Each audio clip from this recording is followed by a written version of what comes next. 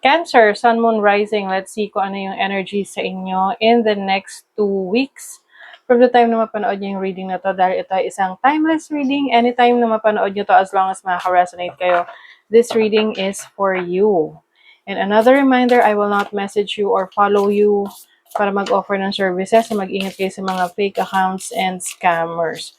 Kung gusto nyo ng private reading, just go to my website, mysticqueenph.com, or you can book directly sa aking calendar, link on the description or comment section. Okay, let's see. Cancer, Sun, Moon, Rising.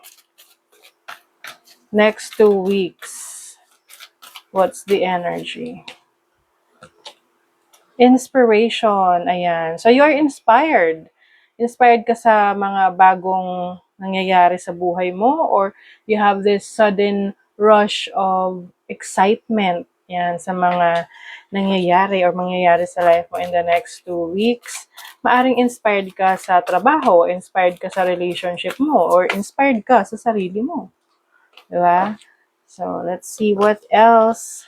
Also, peace of mind, no? Some of you, maaring you will focus on yung mga peaceful situation sa buhay mo na gusto mo na mas maging tahimik, malayo sa mga gulo, sa mga chismis, and you just want to focus on serenity, katahimikan. Some of you naman, this can be yung peace offering. Merong magsosorry sa inyo or kayo magsosorry kayo sa isang tao na sa tingin nyo dinideserve nila yon. Oh, anyway, love. Oh.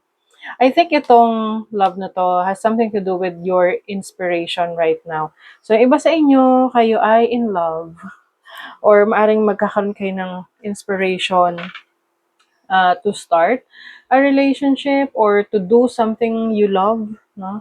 Kasi syempre, inspiration di lang naman yan sa partner or, love life. This can also be inspired in your ideas, di ba? Oh, yung passion mo. Overall energy is the mage. Wow. So, magician energy. Talagang, yung iba sa inyo, you are unlocking. May ina-unlock ka na abilities, talento, kakayanan. Some of you are into astrology, esoteric practices, the occult, or someone who's also spiritual, no? Maaring may mga natutuklasan ka pa tungkol sa sarili mo, mga kakayanan mo. That's why you are inspired right now. And you are developing and improving your skill set.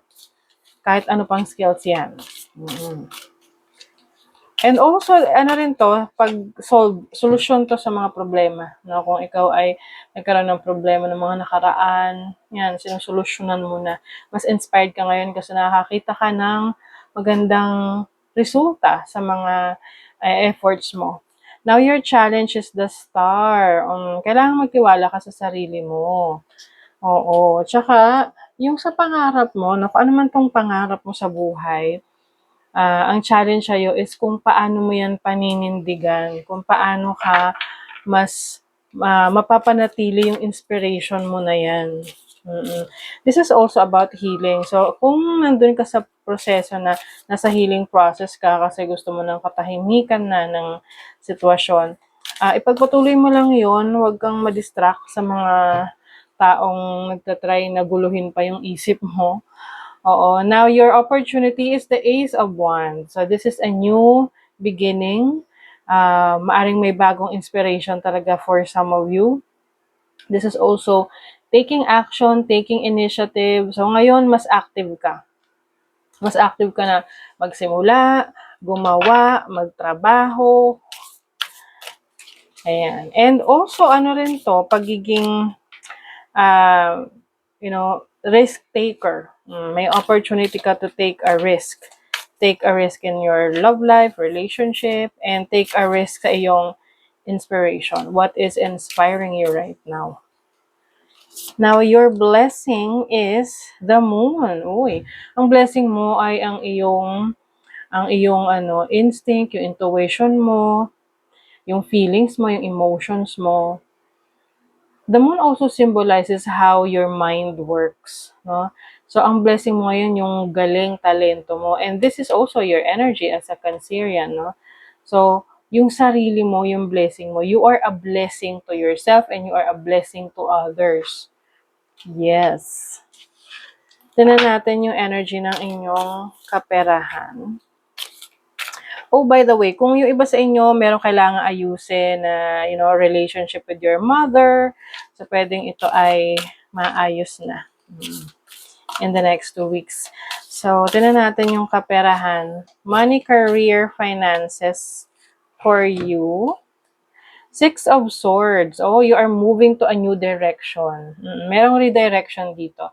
I think fina-follow nyo na ngayon kung ano yung inyong totoong passion, yung ano yung pangarap nyo talaga. Simula bata pa lang kayo. Kumbaga ina-align mo yung sarili mo. Kasi maaring may mga sinubukan ka, no, na, let's say, trabaho, business, career, but yung kaya mo siya ginawa kasi yun yung gusto ng ibang tao para sa'yo. But this time, you will focus on what you really want.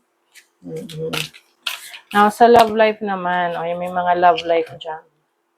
2 of Pentacles, meron kayong desisyon na gagawin. Pwede may pinagpipilian kayo, dalawang tao, dalawang sitwasyon, isang tao, isang sitwasyon sa buhay ninyo. Sino yung mas nakakalamang? I think yung decision mo is more on the practical side eh. Naisip mo, saan mas practical, saan mas realistic pagdating sa pakikipagrelasyon.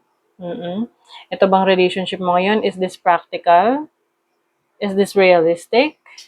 Kasi kung hindi, pwedeng pupunta ka dun sa kung alam mong mas may sense sa inyong relationship. Or maaring, as a partner, meron kayong desisyon na gagawin related sa pera, sa resources ninyo, sa trabaho ninyo, and you are there to support each other kung ano man tong mga pagdidesisyonan ninyo. Take the lead. Oh, wow, the moon's wisdom. Oh, 'di ba? Yung inyong blessing is the moon. Now, the moon is asking you to take the lead. Oh, leadership qualities. Make sense kasi mga Cancerians, yan ay cardinal sign. So, may leadership roles, leadership qualities para sa inyo.